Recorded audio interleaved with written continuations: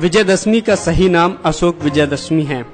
जी हाँ, सही सुना आपने, क्योंकि महान सम्राट अशोक के कलिंग युद्ध में विजयी होने के 10वें दिन मनाए जाने के कारण इसे अशोक विजयदशमी कहते हैं। इसी दिन सम्राट अशोक ने बौद्ध धर्म की दीक्षा ली थी। विजयदशमी बौद्धों का पवित्र त्योहार है। ऐतिहासिक सत्यता है कि महाराजा अशोक ने कलिंग युद्ध के बाद हिंसा का मार्ग त्याग करके बुद्ध धर्म अपनाने की घोषणा कर दी थी। बौद्ध बन जाने पर वो बौद्ध स्थलों की यात्राओं पर गए। तथागत भगवान बुद्ध के जीवन को चरितार्थ करने और अपने जीवन को कृतार्थ करने के लिए निमित्त हजारों स्तूपों, शिलालेखों, धम्म स्तंभों का निर्माण कराया।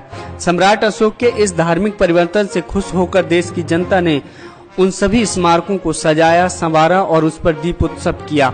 यह आयोजन हर्षोल्लास के साथ 10 दिनों तक चलता रहा। 10वें दिन सम्राट अशोक ने राज परिवार के साथ पूज्य भंते मोगिगिल लिपुत तिस्से से धम्म दीक्षा ग्रहण की। धम्म दीक्षा के बाद सम्राट अशोक ने प्रतिज्ञा ली कि आज के बाद वो शास्त्रों से नहीं बल्कि शांति और अहिंसा से प्राणी मात्र के दिलों पर विजय प्राप्त करेंगे।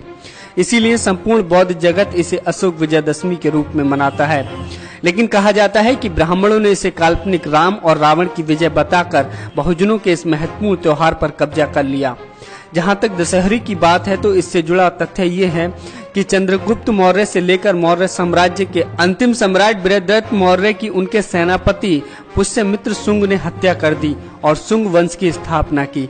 पुष्यमित्र शुंग ब्राह्मण था। इस समाज ने इस दिन बहुत बड़ा उत्सव मनाया। उस साल ये अशोक विजयदशमी का ही दिन था।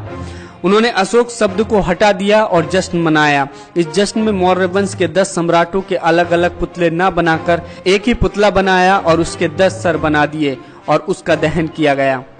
आपको बता दें, 2500 साल के सम्राट अशोक की विरासत से जोड़ते हुए 14 अक्टूबर 1956 को अशोक विजयदशमी के दिन ही बाबा साहेब डॉक्टर अम्बेडकर ने 5 लाख लोगों के साथ बौद्ध धर्म की दीक्षा ली थी।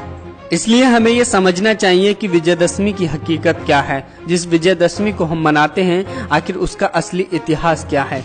Bureau report, national India news.